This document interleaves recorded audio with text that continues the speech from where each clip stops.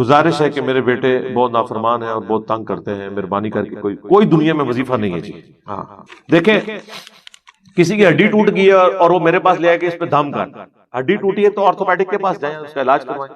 دم اس طرح کی چیزوں کے لیے تو نہیں ہوتے۔ کیا نبی اسلام کے جب کسی صحابی کا خون نکلتا تھا تو حضور پھونک مار کے وہ خون روکتے تھے؟ نہیں۔ صحیح مسلم میں ہے کہ آپ علیہ السلام نے سعد بن معاذ کو اپنے مبارک ہاتھوں سے باقاعدہ داغ لگایا تھا جب خون نہیں ان کا رک رہا تھا۔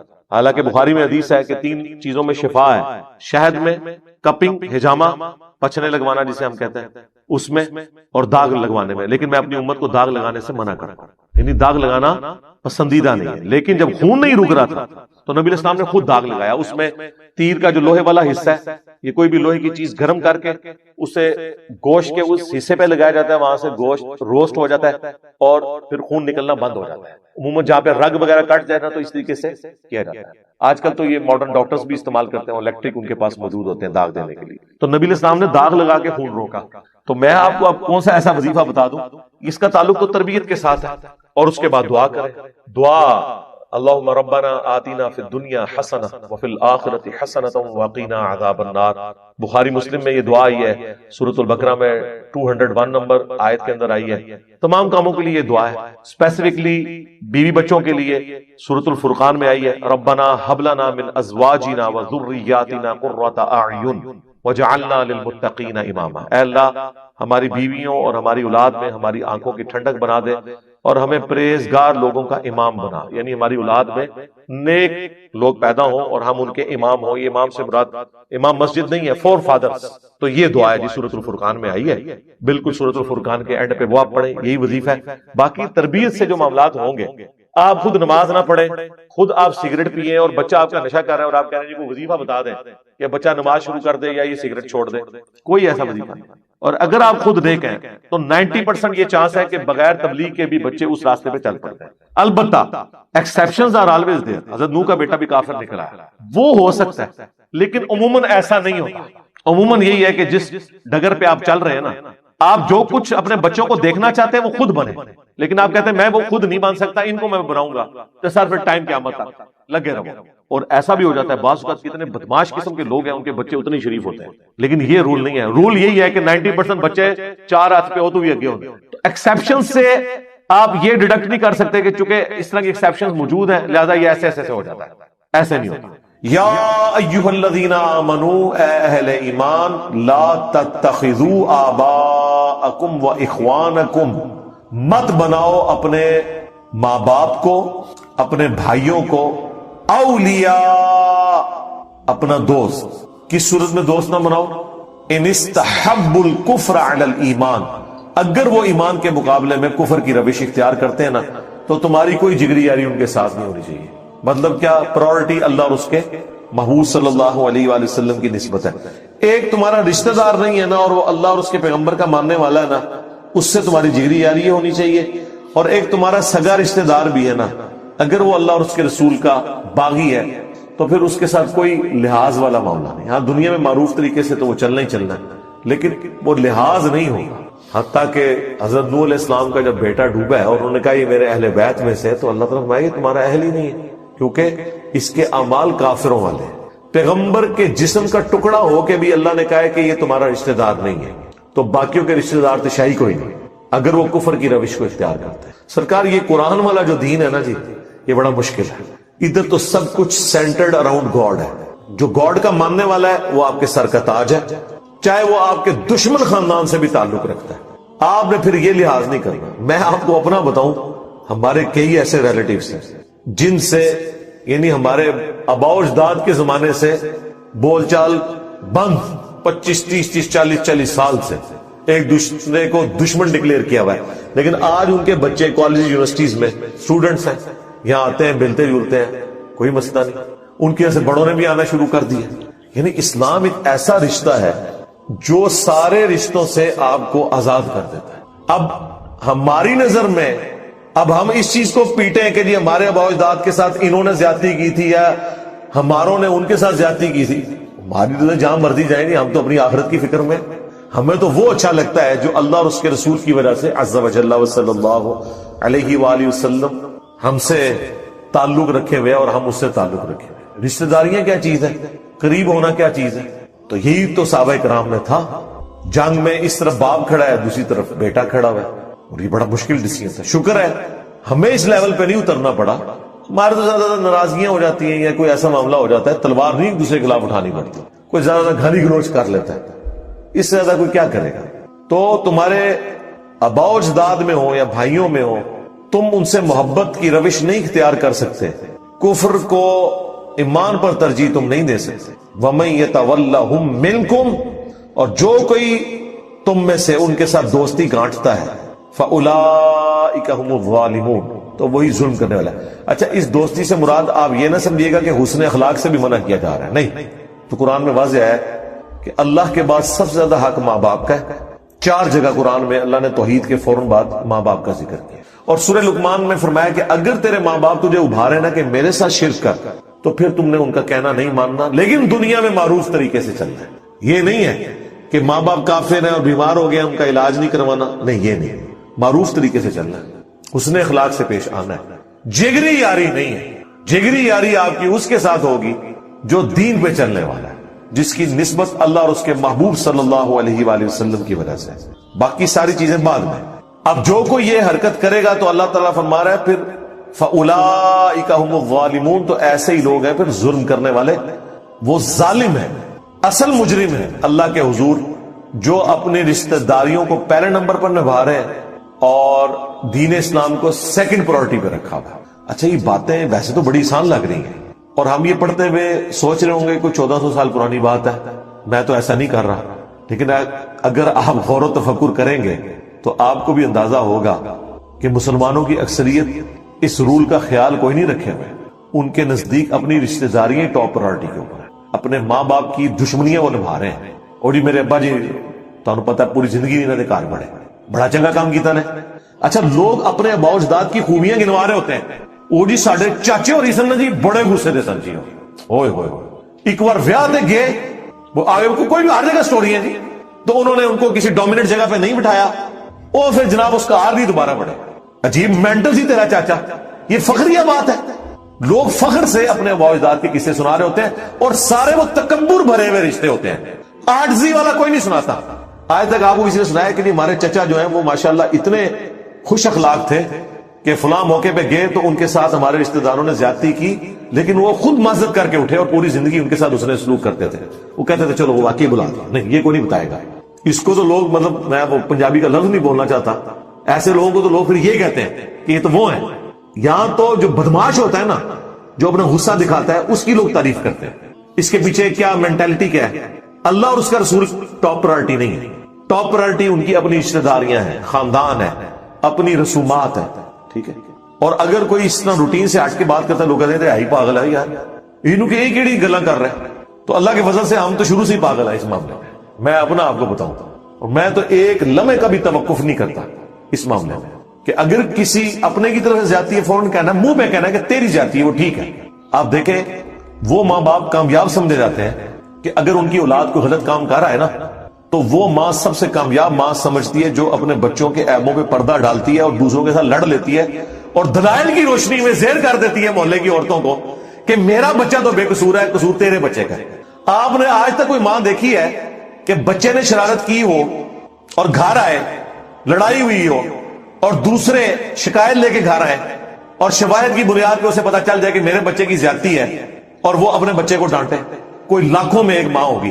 اور اگر کوئی ہوگی تو اس کا اپنا خامد ہی سے کہے گا یہ تو پاگل عورت ہے. خامد نہ بھی کہ اس کی ساس اس کے پیچھے پڑ جائے گی، یہ تو کیا کیتا ہے. لیکن یہ نہیں پتا کہ وہ کتنی بڑی نیکی کر رہی ہے اپنی اولاد کے ساتھ. یہ ذہن میں رکھیے گا. یعنی مجھے پتا ہے کہ ہم اگر وہ غلط کام بار کر کے آ جائیں تو ہمارے ماں باپ تو ہمارا ایک لمحے کا بھی لحاظ نہیں کرتے تھے، چاہے غلطی دوسرے کی بھی وہ پھینٹی ہماری لگتی تھی اور وہ پھینٹیاں کام آئی ہیں.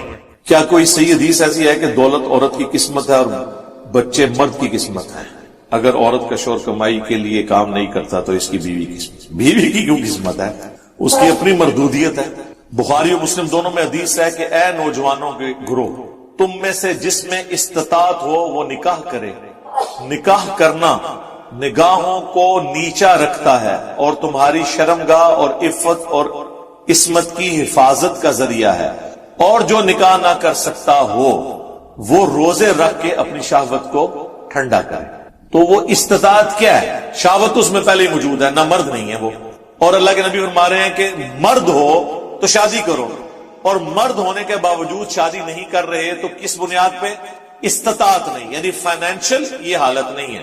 یہاں پہ بھی لوگ جو کام نہیں کرتے وہ کہتے ہیں نا بیاہ کرا دو، یعنی بیاہ کرنا خود اتنا بڑا کام ہے کہ سارے کام پھر کرے گا. ایسا نہیں ہوتا.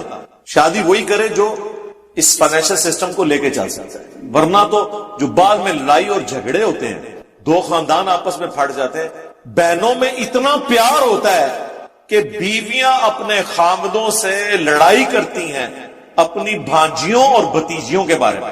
یہ ہر گھر کی سٹوری ہے. ایک لفظ نہیں سن سکتی وہ اپنی بھانجیوں اور بھتیجیوں کے بارے میں اپنے خامن سے.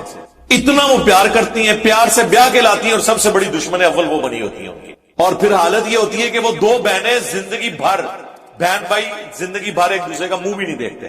تو اس سے تو بہتر تھا شادی نہیں ہوتی. یہ پرابلمز آ جاتے ہیں. اور 90% ایشوز فائنانس کے ہوتے ہیں. جہاں پہ کھانے پینے کا معاملہ چل رہا ہو نا، وہاں پہ معاملات صحیح رہتے ہیں. لہٰذا یہ ایک دم شادی نہیں کروا دینی چاہیے. تو قسمت والا معاملہ نہیں ہے یہ، انسان نے اپنے معاملات کو خود لے کے چلنا ہے. یہ اللہ تعالیٰ تو اس طرح کی چیزوں میں بلیو نہیں کرتا. یہ سب کے سب معاملہ اللہ تعالیٰ کے اختیار میں. سورہ الشورى کے اینڈ پہ آیا اللہ تعالیٰ جسے چاہتا ہے بیٹے دیتا ہے، جسے چاہتا ہے بیٹیاں دیتا ہے، جسے چاہتا ہے دونوں دیتا ہے، جسے چاہتا ہے بے اولاد رکھتا ہے. اللہ نے تو اس کو مرد و عورت کے ساتھ لیٹ ہی نہیں کیا. یہ تو اللہ کی مرضی ہے.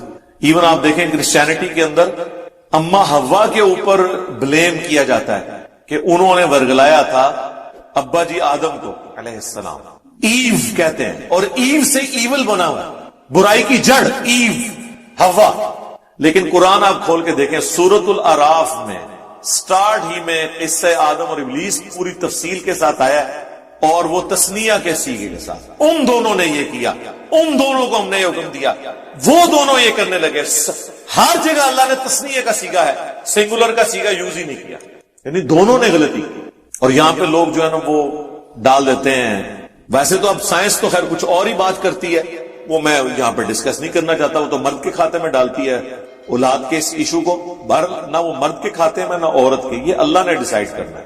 مرد کی بھی کیا اپنی کمپیٹنسی ہے. کتنے جوڑے ہیں مرد و عورت، ان کو ڈاکٹرز نے میڈیکلی فٹ قرار دیا ہے، اولاد نہیں ہو رہی. 15 20 سال، بعض اوقات پوری زندگی اولاد نہیں ہوتی. کتنی عورتیں ہیں، عورت اور مرد بالکل ٹھیک ہے، اولاد نہیں ہوئی، طلاق ہو گئی، ان دونوں نے نئی شادیاں کی، وہاں اولاد ہو گئی. کتنے کیسز اس طرح کے. تو یہ سب کچھ اللہ کے قبضے قدرت میں. اپنی غلطیوں کا وبال اللہ پہ نہ ڈالیں. مسئلہ تقدیر کو آپ یہ سمجھیں. صحیح مسلم کی کتاب القدر چیپٹر آف ڈیسٹنی کی آخری حدیث ہے. مسلم شریف میں تقدیر کا چیپٹر بڑی تفصیل سے ہے.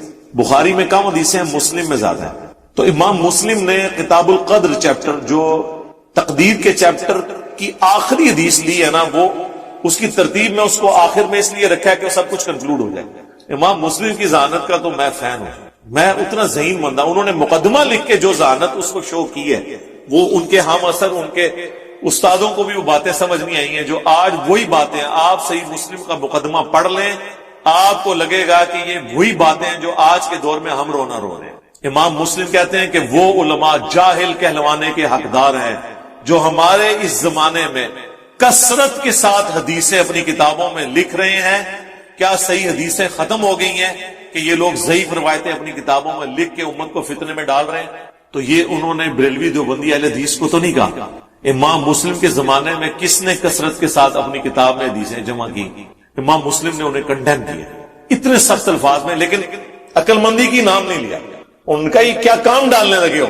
پھر انہوں نے کنکلوڈ کیا مقدمے کو دیکھو حدیث سے یا حلال و حرام اخذ ہوتا ہے یا ترغیب اور ترہیب ہوتی ہے، یعنی کسی کام کی ترغیب دلانا اور کسی گناہ سے ڈر سنانا، یا کوئی شرعی احکام اس سے استنباط کیے جاتے ہیں، یا حلال و حرام کا فیصلہ ہوتا ہے. ان تینوں کیسز میں صحیح حدیث ہونا ضروری ہے کیونکہ دین کی بنیاد آپ اس پہ رکھیں. تو اتنے وہ سخت الفاظ کے ساتھ امام مسلم کی یہ ذہانت تھی. تو کتاب القدر چیپٹر میں آخری حدیث لے کے آئے ہیں تقدیر کے چیپٹر میں کہ حضرت ابو ہریرہ کہتے ہیں مجھے نبی علیہ السلام نے یہ وصیت کی تھی. یہ حدیث آپ کو صبر اور توکل والے چیپٹر میں مل جائے گی، مشکات میں بھی، مسلم کے حوالے سے. اے ابو ہریرہ، جو چیز تمہیں نفع دے، یعنی دنیا میں جو چیز نفع دینے والی ہے بشرطے کہ وہ حلال ہو، اس کو حاصل کرنے کی کوشش کرنا. سستی نہ کرنا، کاہلی نہ کرنا اور اللہ سے مدد طلب کرنا. پھر بھی اگر رزلٹ تمہارے خلاف آئے تو کبھی یہ نہ کہنا کہ میں یہ کر لیتا تو یہ ہو جاتا، میں وہ کر لیتا تو وہ ہو جاتا، اگر مگر شیطان کا دروازہ کھول دیتا ہے. یہ آخری حصے پہ تو لوگ ایمفسائز کرتے ہیں، پہلے حصے پہ ذرا آپ غور کریں کہ کوشش پوری کرنی ہے، سستی اور کاہلی نہیں کرنی اور اللہ سے مدد طلب کرنی ہے. یعنی یہ نہیں ہے کہ آپ خالی پیپر دروشی پڑھ کے پھونک کے دے آئے انشاءاللہ فیل ہی ہوں گے، کیونکہ آپ نے کاہلی پوری حدیث پہ تو عمل نہیں کیا. یعنی دنیاوی طور پہ آپ نے اپنی پوری ایفرٹ پٹ کرنی ہے، اس کے بعد اللہ سے مدد طلب کرنی ہے. پھر بھی رزلٹ آپ کے خلاف آئے نا، پھر آپ نے سمجھ لینا ہے کہ کوئی اور ہستی ہے جو یہ نہیں چاہتی کہ یہ اس طرح ہو اور میرے حق میں وہی بہتر ہے. جو سورۃ البقرہ میں آئے کہ کئی چیزیں جس سے تم کراہت کرتے ہو اور اس میں تمہارے لیے خیر چھپی ہوتی ہے، اور کئی چیزیں جس سے تم محبت رکھتے ہو کہ تمہارے حق میں ہو جائیں اور اس کے اندر تمہارے لیے شر چھپا ہوتا ہے. اللہ جانتا ہے، تم نہیں جانتے. میں اپنی زندگی میں کئی واقعات آپ کو ایسے بتا سکتا ہوں پرسنل، جو اس وقت میری زندگی کے برے ترین واقعات تھے، لیکن آج میں کہتا ہوں کہ کاش وہ حادثات اس سے پہلے ہو جاتے ہیں، اس کا اینڈ رزلٹ پہلے سامنے آ جاتا. اور اس وقت یہ لگ رہا تھا کہ اس سے بڑی تکلیف میرے پہ کوئی آ نہیں سکتی. یہ ہر بندے کی زندگی میں ایسے واقعات ہیں، لیکن چونکہ اللہ تعالیٰ مستقبل کو فورسی کر رہا ہوتا ہے، اللہ کو پتا ہوتا ہے اس میں سے میں نے نکالنا کیا. نبی علیہ السلام جب مکے سے مدینے کے لیے نکلے ہوں گے تو جامع ترمذی اٹھا کے دیکھ لیں، حضور پلٹ پلٹ کے کعبے کی طرف دیکھ رہے ہیں کہ اے کعبہ تو مجھے سب سے بڑھ کر محبوب ہے اس روئے عرض پہ، لیکن کیا کروں تیرے باشندے مجھے یہاں رہنے نہیں دیتے. آپ کی مبارک زندگی کے 63 سالوں میں سے 52 سال مکے کی فضاؤں میں گزرے ہیں، صرف 11 سال مدینہ شریف. لوگ مدینہ مدینہ کرتے ہیں، ضرور کریں، لیکن مکے میں 52 سال ہمارے محبوب علیہ السلام نے سانس لیا، مدینے میں صرف 11 سال. آپ کا آبائی وطن بڑی مشکل سے چھوڑا، مجبوراً. آپ کی خواہش تو نہیں تھی کہ آپ کو نکالا. تو آپ دیکھیں حضور کو دعا تعلیم کی گئی سورہ بنی اسرائیل میں، ربی ادخلنی مدخل صدق واخرجنی مخرج الصدق. اے اللہ مجھے جہاں اب تو نے داخل کرنا ہے نا، سچائی کے ساتھ داخل کرنا ہے، اور مجھے جو یہاں سے نکال رہا ہے نا، سچائی کے ساتھ نکالنا. اور اے اللہ اپنی طرف سے میرے لیے کوئی مددگار مقرر کرتا. وہ آپ کے ساتھی بھی تھے، حضرت جبرائیل بھی تھے.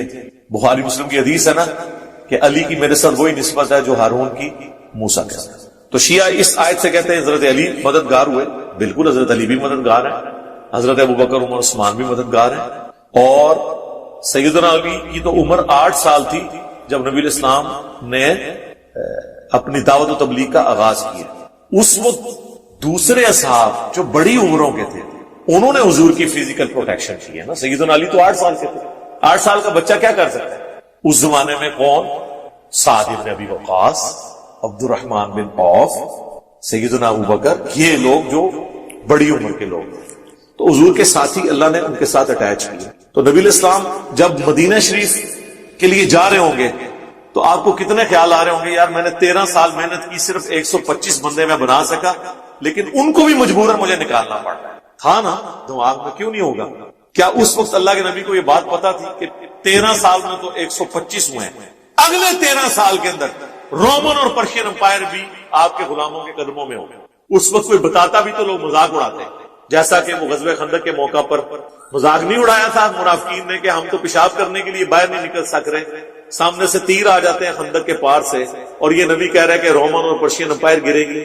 عمر سیریز میں انہوں نے وہ دلائل النبوہ امام بیہقی کی جو کتاب میں وہ حدیث فلمائی نہیں ہے، جو ایک پتھر نہیں ٹوٹ رہا تھا تو حضور علیہ السلام کو بلایا گیا، آپ نے 3 دفعہ اس پہ کدال مارا. پہلی دفعہ فرمایا اللہ نے مجھے یمن عطا فرما دیا، دوسری دفعہ فرمایا کہ اللہ نے مجھے رومن امپائر دے دی ہے، میں تو وہاں کے وہ رومن امپائر کا جو محل ہے وہ بھی دیکھ رہا ہوں، تیسری دفعہ فرمایا پرشین امپائر بھی. اور اگر تم اپنے نبی پہ یقین رکھتے ہو کہ وہ سچا پیغمبر ہے تو اللہ کے وعدے پہ یقین رکھتے. دیکھیں پھر صحابہ نے ایسا یقین کیا ہے کہ کانفیڈنس ان کا لوز ہی نہیں ہوا. ورنہ مجھے بتائیں اللہ کی نبی کی وفات کے بعد جب ہزاروں لوگ مرتد ہو جائیں، اس قبائلی سسٹم میں جہاں قبیلے جب مرتد ہوتے تھے تو پورے پورے قبائل ہی، چونکہ ایک سردار مرتد ہوتا تھا نا تو وہ پورے پورے قبیلے ہی نکل جاتے تھے. وہاں پہ چند اصحاب اتنے کانفیڈنٹ ہوں کہ ہر محاذ کے اوپر جنگ کھول لیں. حضرت ابوبکر صدیق منکرین زکات کے خلاف بھی، مرتدین کے خلاف بھی، 2 جھوٹے پیغمبر ان کے خلاف بھی، اور پہلل میں رومن امپائر کے لیے بھی بھیجا ہوا ہے جناب اسامہ ابن زید کو، وہ اتنے بڑے بڑے صحابہ بھی، وہ بھی کہہ رہے ہیں کہ حضرت اتنے معاذوں پہ تو آپ جنگ نہ کھولیں، یہ تو مدینے پہ حملہ کر کے لوگ قبضہ کر لیں گے دارالخلافہ کے اوپر، تو ہم کیا کریں گے؟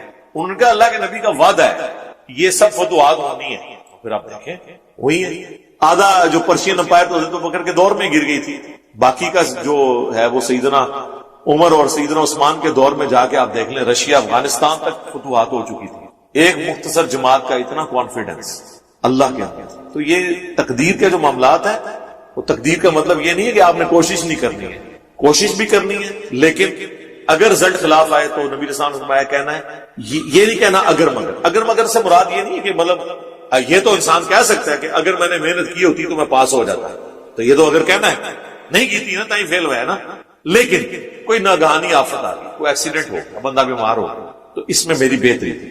اور اس کے اینڈ پہ آپ نے کہنا انا للہ و انا الیہ راجعون، جو ہمیں قرآن نے دعا سکھائی، جو مولا علی کا قول ہے کہ میں نے اپنے ارادوں کے ٹوٹنے سے اللہ کو پہچانا۔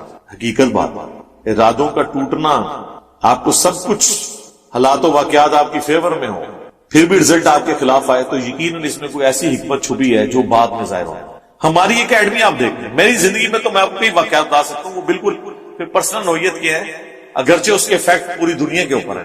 ہمارے جو حیدر بھائی کہتے ہیں کہ اکیڈمی تو چھوٹی سی ہے لیکن فتنہ عالمی ہے، یہ اکیڈمی میں کتنے 250 300 400 بندے آ جاتے ہیں۔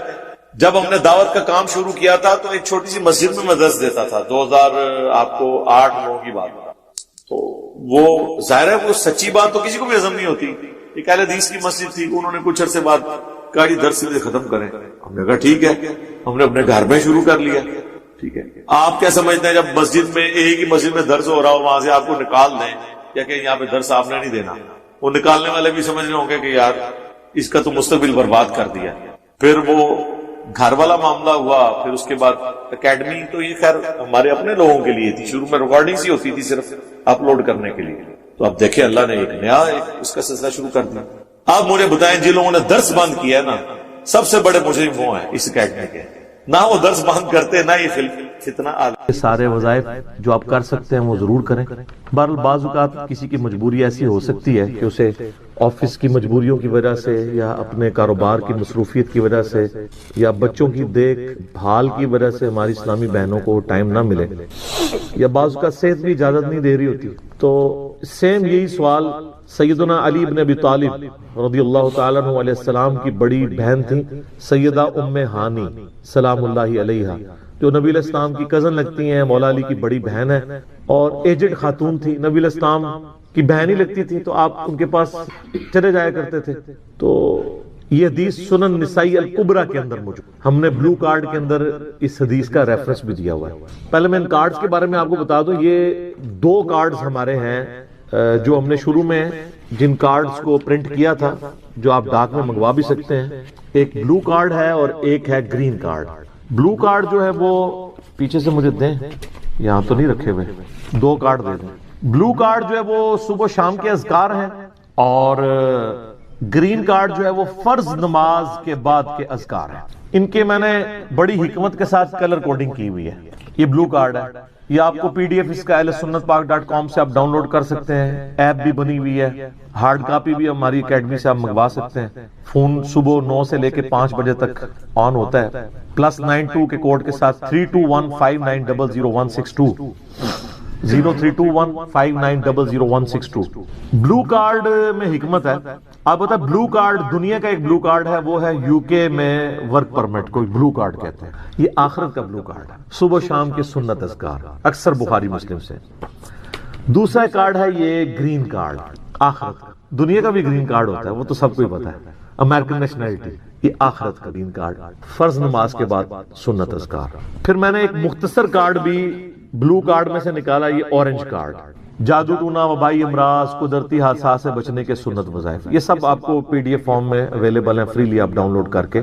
اس میں صرف 5 اذکار ڈالے تھے، جو بلو کارڈ پورا نہیں پڑھ سکتا کم از کم یہ پڑھ لیں، تو اس کے لیے اس معاملے میں انشاءاللہ تعالی آسانی ہو جائے گی۔ تو یہ تینوں کارڈ جو ہے نا جی، کوشش تو کریں کہ یہ کارڈ روزانہ آپ لوگ پڑھیں، آپ کے لیے بینیفیشری ہوں گے انشاءاللہ تعالی۔ بل سنن نسائی الکبریٰ کی طرف آئیں، وہ جو حدیث میں بیان کر رہا ہوں، ترمذی میں بھی روایت موجود ہے لیکن ترمذی والی روایت جو ہے نا کمزور ہے۔ صحیح سند اس کی سنن نسائی الکبریٰ کے اندر ہے، ہمارے بلو کارڈ میں 19 نمبر کے اوپر یہ وظیفہ ہے۔ انٹرنیشنل نمبر کے مطابق 10680 10680 نمبر حدیث ہے۔ سیدہ ام ہانی کہتی ہیں یا رسول اللہ میں بوڑھی ہو گئی ہوں، لمبے وظیفے مجھ سے کوئی نہیں ہوتے، مجھے کوئی ایک وظیفہ ایسا بتا دیں جو میں کر لوں میرے لیے کفایت کرے۔ سر جو وظیفہ پھر لیا ہے نا مولا علی کی بہن نے، وہ ایسا وظیفہ ہے کہ مجھے ابھی تک اتنا تگڑا اور کوئی وظیفہ نہیں احادیث میں نظر آیا جس کی اتنی فضیلت ہو۔ آپ علیہ السلام نے فرمایا 100 دفعہ روزانہ سبحان اللہ پڑھ لیا کرو، تمہیں 100 غلام آزاد کرنے کا ثواب ملے۔ سر روزہ اگر آپ توڑ بیٹھیں تو ایک غلام آزاد کرنا پڑتا ہے، تو 100 روزوں سے بھی کے برابر یہ آپ سمجھ لیں۔ 100 دفعہ الحمدللہ پڑھ لیا کرو، تمہیں 100 گھوڑے اللہ کی راہ میں جہاد کے لیے بھیجنے کا ثواب ملے۔ 100 دفعہ اللہ اکبر پڑھ لیا کرو، تمہیں 100 اونٹ اللہ کی راہ میں بھیجنے کا، قربان کرنے کا، نہر کرنے کا ثواب ملے گا۔ 100 اونٹ، سر ایک اونٹ کی قیمت آلموسٹ 2-2.5 لاکھ کروڑوں روپے کا وظیفہ ہے جی، ملینز آف ڈالرز کا یہ وظیفہ ہے فری میں۔ اور 100 دفعہ لا الہ الا اللہ پڑھ لیا کرو، یہ زمین و آسمان کے درمیان جتنا فاصلہ ہے اس کو ثواب سے بھر دے۔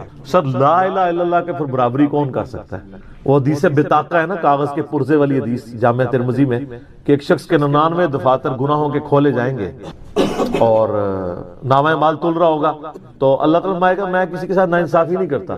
دوسری طرف ایک کاغذ کا ٹکڑا ڈالا جائے گا جس پہ لا الہ الا اللہ لکھا ہوگا۔ وہ شخص کہے گا یہ ایک ٹکڑا کیا کر سکتا ہے، بس وہ رکھنے کی دیر ہوگی، وہ پڑھنا بھاری ہو جائے گا۔ اللہ کے نام سے تو وزنی کوئی چیز نہیں ہو سکتی، اسے کہتے ہیں کاغذ کے پرزے والی حدیث، اس کے لیے جنت کا حکم ہو جائے گا۔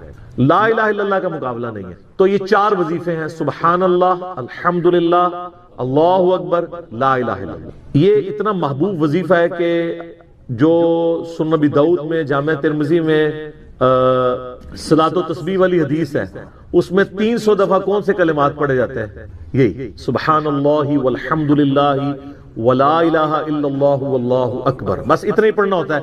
یہ ولا حول ولا قوت الا باللہ کی حدیثیں الگ سے ہیں، لیکن صلاۃ و تسبیح میں اتنا ہی پڑھنا ہوتا ہے، چاروں کلمات۔ حتیٰ کہ صحیح مسلم میں حدیث ہے، نبی علیہ السلام نے فرمایا یہ 4 کلمات مجھے ہر اس چیز سے بڑھ کر محبوب ہیں جن پہ سورج طلوع ہوتا ہے، یعنی دنیا اور جو کچھ دنیا کے اندر ہے اس سے بڑھ کر مجھے یہ چیز محبوب ہے کہ میں یہ 4 کلمات کہہ لوں، سبحان اللہ والحمدللہ ولا الہ الا اللہ واللہ اکبر۔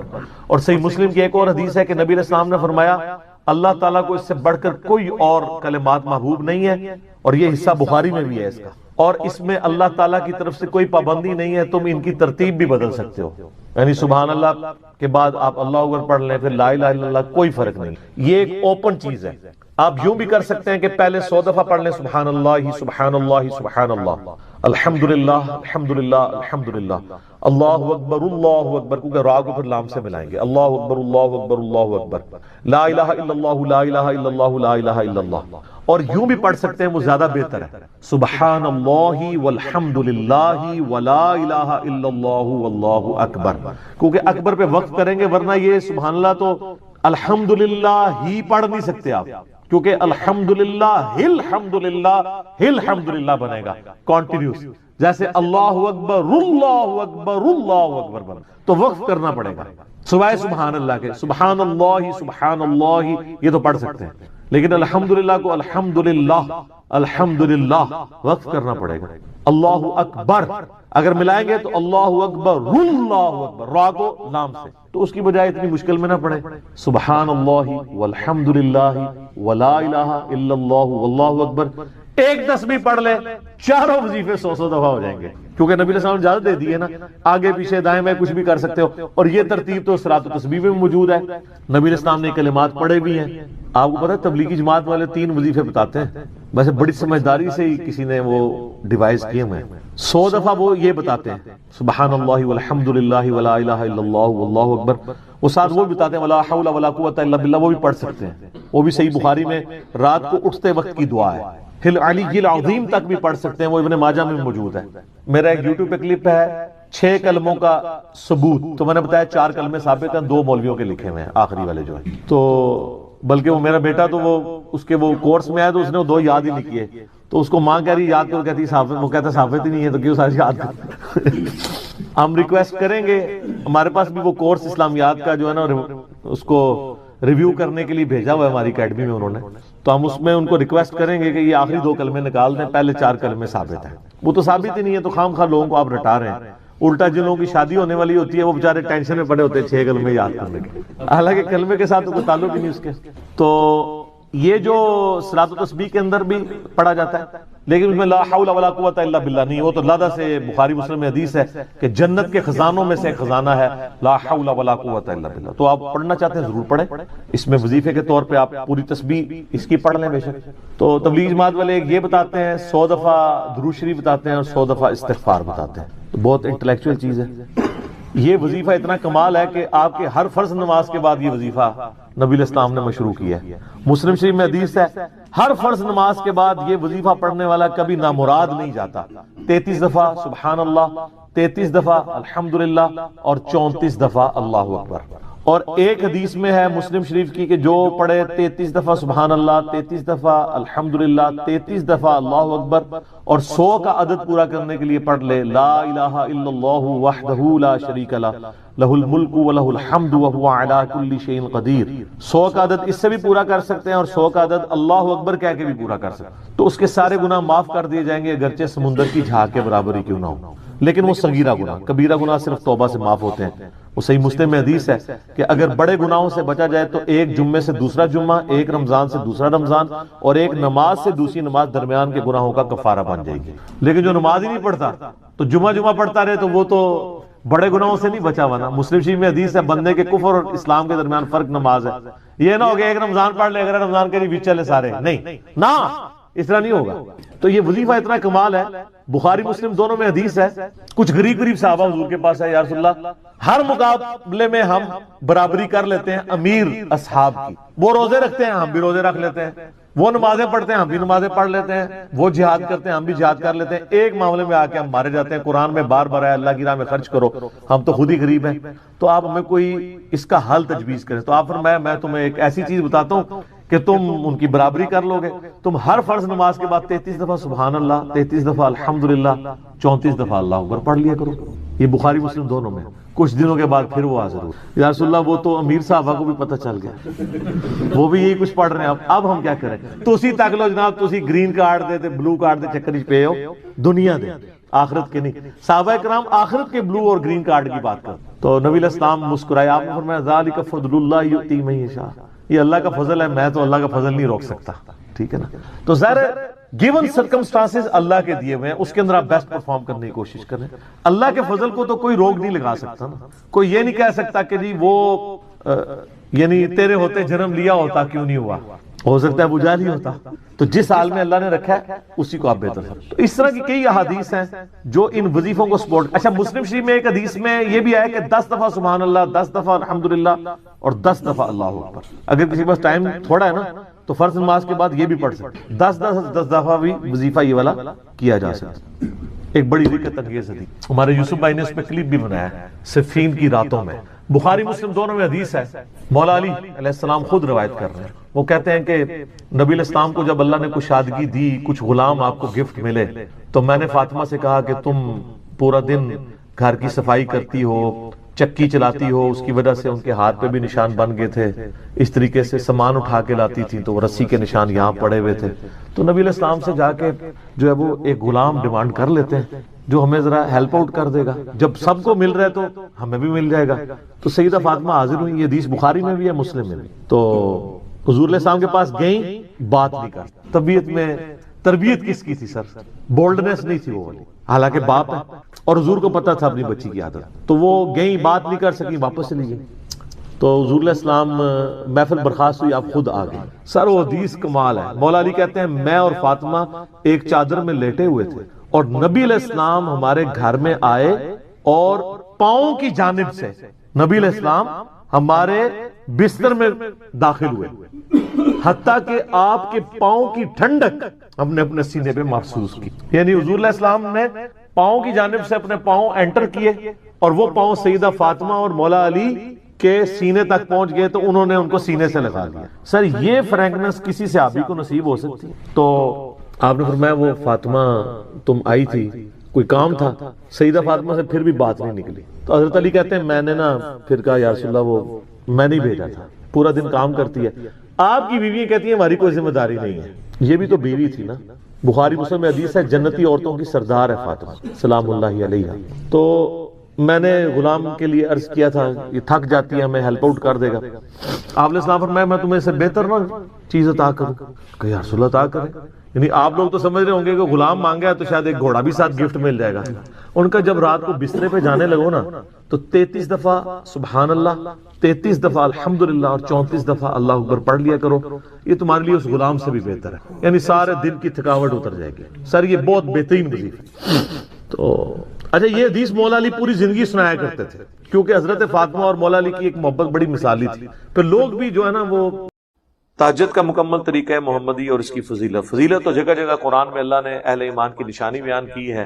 نبی علیہ السلام پہ یہ نماز فرض کی گئی. قرآن میں عسیٰ ان یبعثکم ربک مقاما محمودا، ان قریب اللہ تعالیٰ آپ کو مقام محمود پہ فائز کرے گا. نبی علیہ السلام کو اللہ تعالیٰ نے کہا رات کے وقت تہجد، اور تہجد کا ہے قرآن پڑھیں تہجد میں، یعنی تہجد کی نماز قرآن کے ساتھ. تہجد کے نفل اس لیے نہیں ہے کہ وہ 8 کی گنتی آپ نے پوری کرنی ہے. نبی علیہ السلام پورا سال پڑھتے تھے، ہمارے لیے صرف رمضان میں وہ رکھتی ہے جسے ہم تراویح بھی کہتے ہیں، قیام اللیل بھی کہتے ہیں، تہجد بھی کہتے ہیں. اور نبی علیہ السلام نے تینوں طریقے سے پڑھے ہیں. عشاء کے فوراً ساتھ بھی، آخری پیر اٹھ کے بھی، درمیانی رات میں. تراویح بھی اسی طریقے سے، اور جہرن بھی پڑھی سرن بھی پڑھے. یہ نوافل.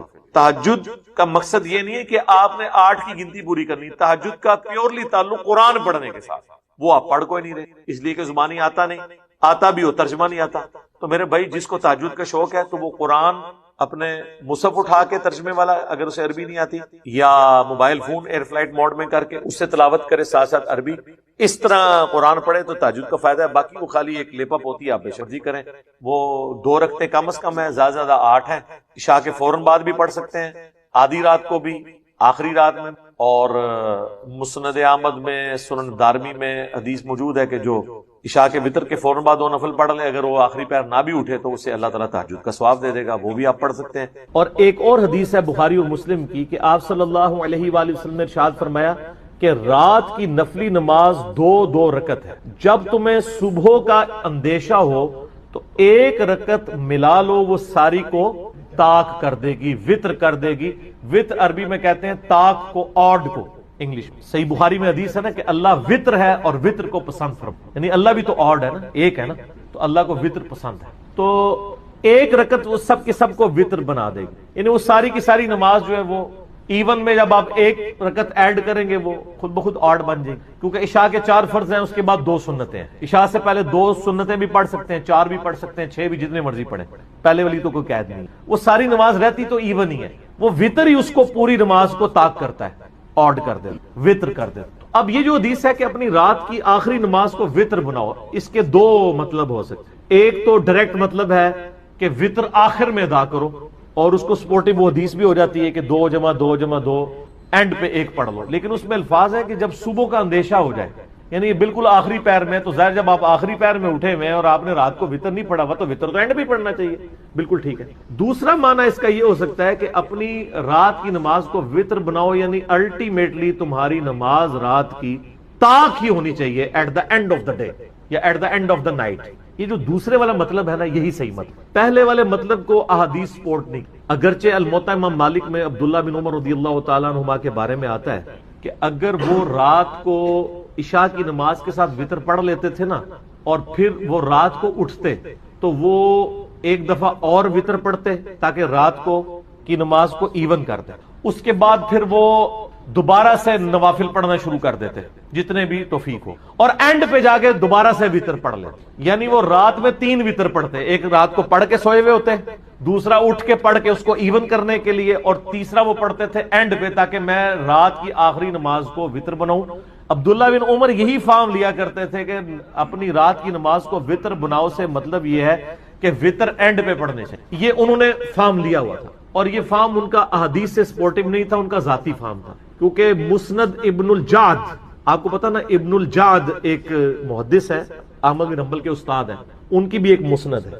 اس میں یہی جب روایت آتی ہے نا الموطا امام مالک والی، تو اس میں عبداللہ بن عمر خود کلیئر فرماتے ہیں کہ یہ جو میں اجتہاد کرتا ہوں نا کہ میں رات کو 3 دفعہ وتر پڑھ لیتا ہوں، پہلے وتر پڑھے پھر اس کو ایون کیا، وتر پڑھ کے پھر اینڈ پہ وتر، یہ میری ذاتی رائے ہے، میں نے نبی علیہ السلام یا خلفائے راشدین کو ایسا کرتے ہوئے نہیں دیکھا۔ تو جب کسی کی ذاتی رائے ہے نا تو وہ پھر خطا بھی کھا سکتا۔ اگرچہ وہ جو حدیثیں ہیں کہ نماز آخری وتر بناؤ، اس کے راوی عبداللہ بن عمر ہیں، اوورآل رول یہی ہے کہ جو راوی حدیث ہے وہ اپنی حدیث کے فہم کو جانتا ہے، لیکن یہاں راوی حدیث خود کہہ رہا ہے کہ یہ فہم میں جو بنا رہا ہوں نا نبی علیہ السلام سے نہیں میں نے سیکھا، میرا ذاتی ہے، تو سر غلطی ہو جاتی ہے، اور اس مسئلے میں ان کو ہوگی غلطی۔ اس کی وجہ یہ ہے کہ ابو داؤد کے اندر اور جامعہ ترمذی کے اندر ایک حدیث موجود ہے کہ نبی صلی اللہ علیہ وآلہ وسلم نے فرمایا ایک رات میں 2 دفعہ وتر ادا نہیں، تو عبداللہ بن عمر تو 3 بار پڑھتے تھے، ہو سکتا ہے ان کے ان میں یہ حدیث نہ ہو، وتر ایک ہی دفعہ رات کو، اور یہ حدیث پوری آپ کو ڈیٹیل سے ملے گی ابو داؤد کے اندر۔ امام ترمذی تو اتنی حدیث لے کے آئے اور ساتھ امام ترمذی نے پھر کمنٹس کی، سر کمال۔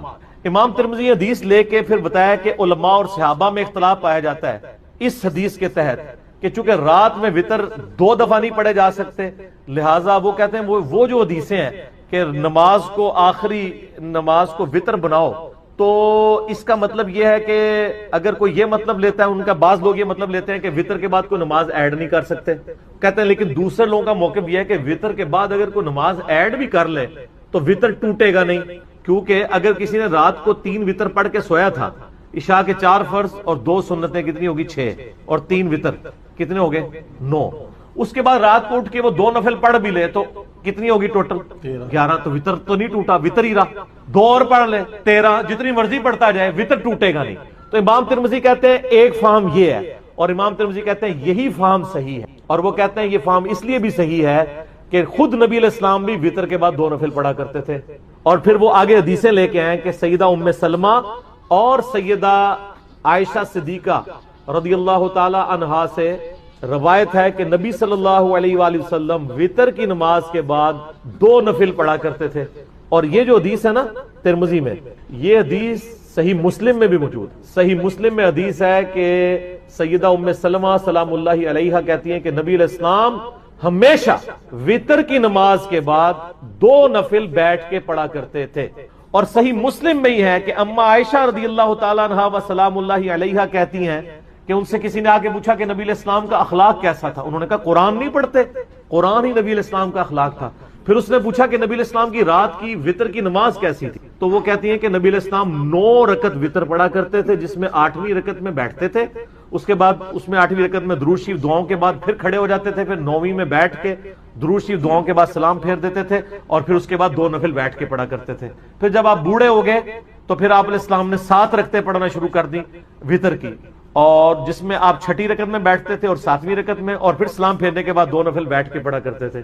تو جو امام ترمذی نے لکھا وہ صحیح مسلم میں بھی موجود ہے، دونوں حدیثیں ام سلمہ سے بھی اور اما عائشہ سے، کہ نبی علیہ السلام وتر کے بعد 2 نفل بیٹھ کے پڑھا کرتے۔ اچھا، یہ ترمذی کی ڈیٹیل میں نے آپ کو یہ حدیثیں بتا دی۔ یہ جو حدیث ہے نا کہ ایک رات میں 2 دفعہ وتر نہیں پڑھ سکتے، جس کی بنیاد پہ میں نے عبداللہ بن عمر کے موقف کو، ان کے اجتہاد کو غلط ڈکلیئر کیا، اور امام ترمذی بھی ایون غلط ڈکلیئر کرتے ہیں۔ یہ حدیث ابو داؤد میں پوری ہے سیدنا طلق ابن علی سے، یہ مشہور صحابی ہیں۔ حدیث اس طرح کہ طلق ابن علی کے بارے میں ایک تابعی کہتے ہیں کہ وہ ہمارے گاؤں میں آئے، انہوں نے آ کے ہمیں نماز پڑھائی، رمضان کا قیام کروایا، اور انہوں نے قیام رمضان کے بعد وتر بھی ہمیں پڑھائے۔ اس کے بعد وہ اپنے علاقے میں واپس تشریف لے گئے اپنی مسجد میں، وہاں پہ لوگ ابھی تک انتظار کر رہے تھے کہ ہمارے امام آئیں گے تو وہی ہمیں قرات، یعنی ان کی ہم ابتدا میں نماز تراویح یا قیام اللیل کریں گے، تو وہاں جا کے طلق ابن علی نے دوبارہ سے قیام اللیل کروایا اپنے گاؤں کے لوگوں، اور جب وتر کی باری آئی تو طلق ابن علی نے مصلی چھوڑ کے کہا کہ اپنے امام کھڑا کرو، کیونکہ میں نے نبی علیہ السلام سے سنا ہے کہ ایک رات میں 2 دفعہ وتر نہیں پڑھے جا سکتے، تو میں تو وتر پڑھ چکا ہوں۔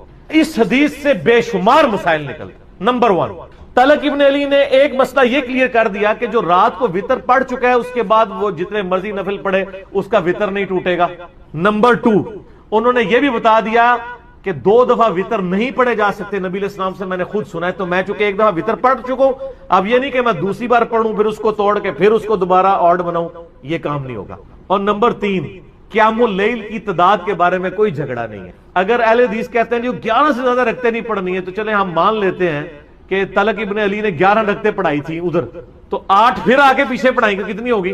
19 20 نیڑے پہنچ ہی گئے نا. تو یہ تراویح کے مسئلے میں کوئی اختلاف نہیں کرنا چاہیے. کوئی 20 پڑھنا چاہتا ہے 20 پڑھے. اور یہ جو جھگڑا بنایا نا کہ جی وہ نبی علیہ السلام سے 11، ہم کہتے ہیں عمومی عمل 11 ہی ہے، لیکن اگر کوئی 11 سے زیادہ پڑھ لیتا ہے نا تو صحابہ کرام اس کے جواز کے قائل ہیں. اسی لیے آپ کو یعنی تابعین میں 40 رکعت تک، امام مالک تو 40 رکعت کے قائل ہیں، تبع تابعین، اور وہ قائل ہیں عطا بن ابن ابی رباح سے، وہ 20 رکعت پڑھا کرتے تھے. اس طرح کئی اور تابعین ہیں جو 40 رکعت بھی پڑھا کرتے تھے. یہ نفلی عبادت ہے، اس میں کوئی جھگڑا نہیں. اور پھر وہ کہتے ہیں نہیں، والے حدیث کہتے ہیں نہیں جی جماعت کے ساتھ آپ 11 رکعت پڑھیں، بغیر جماعت کے پڑھ لیں. تو یہاں تو طلق ابن علی نے دونوں جگہ جماعت کروائی ہے اور پیچھے نہیں پڑھی، خود پڑھائی ہے. تو یہ حدیث والا موقف بھی اس مسئلے میں کمزور ہو گیا. اور حنفیوں کا بھی اگر مان لیں، وہ کہتے ہیں 20 ہی ہیں، تو 20 پہلے پڑھا کے آئے تھے، 20 اور پڑھا دی، 40 ہو گئی. تو تہاڈا بھی موقف غلط ہو گیا. ٹھیک ہے نا؟ کیوں؟ کیونکہ نہ میں وہابی نہ میں بابی، میں ہوں مسلم علمی کتاب. نہ ہم نے وہابیوں کا دفاع کرنا ہے، نہ بابوں کے ماننے والے بابیوں کا دفاع کرنا ہے، ہم نے علمی کتابی بات کرنا. تو طلق ابن علی نے کلیئر کر دیا، اس حدیث کا فہم بھی بتا دیا کہ ایک رات میں 2 دفعہ وتر نہیں پڑھے جا سکتے. تو اس حدیث کی یعنی پوری ڈیٹیل ابو داؤد کے بعد بالکل کھل کے سامنے آ گیا. اب آ جائیں کہ نبی علیہ السلام کی جو روٹین میں نے بتایا، مسلم شریف میں حدیث ہے ام سلمہ سے اور سیدہ عائشہ سے کہ نبی علیہ السلام کانا کے الفاظ ہیں، یعنی آپ علیہ السلام کی یہ روٹین میں تھا کہ آپ صلی اللہ علیہ وآلہ وسلم نماز وتر کے بعد 2 نفل بیٹھ کے پڑھا کرتے تھے. ان وتروں کے بعد 2 نوافل کی فضیلت کیا ہے؟ اور نبی علیہ السلام تو بیٹھ کے پڑھتے تھے، لیکن ہمیں کھڑے ہو کے پڑھنی چاہیے. یہ پوری ڈیٹیل انشاءاللہ میں یہ اذان عصر کے وقفے کے بعد ڈسکس کروں. وقفے سے پہلے میں نے عرض کیا تھا کہ آپ صلی اللہ علیہ وآلہ وسلم یہ 2 نوافل بیٹھ کے پڑھا کرتے تھے. صحیح مسلم میں 2 روایتیں ہیں، سیدہ ام سلمہ سے بھی اور سیدہ عائشہ سے بھی. اور امام نسائی رحمۃ اللہ علیہ نے بھی سنن نسائی کے اندر یہ حدیثیں لی ہیں اور اس کے اوپر باب باندھا ہے انہوں نے کہ نماز وتر اور فجر کے درمیان نوافل پڑھنے کا جواز. انہوں نے فارم بھی لکھ دیا، وہ کہتے ہیں سلف کا فارم. تو انہوں نے فارم ثابت کی، جواز کیا سنت، انہی احادیث کو انہوں نے دلیل بنایا. اب بیٹھ والا مسئلہ کہ کھڑے ہو کے پڑھنا ہے یا بیٹھ کے. دیکھیں صحیح بخاری میں حدیث ہے، نبی علیہ السلام نے فرمایا جو شخص کھڑے ہو کے نماز پڑھتا ہے نا، اس کے مقابلے میں جو بیٹھ کے پڑھتا ہے اس کو آدھا ثواب ملتا ہے، اور جو لیٹ کے پڑھتا ہے اس کو بیٹھنے سے بھی آدھا ملتا ہے. مجبوری کی وجہ سے بعض اوقات کرنا پڑ جاتا ہے، لیکن اگر مجبوری نہ ہو، جو کھڑے ہو کے نماز پڑھ سکتا ہے اسے کھڑے ہو کر ہی پڑھنی.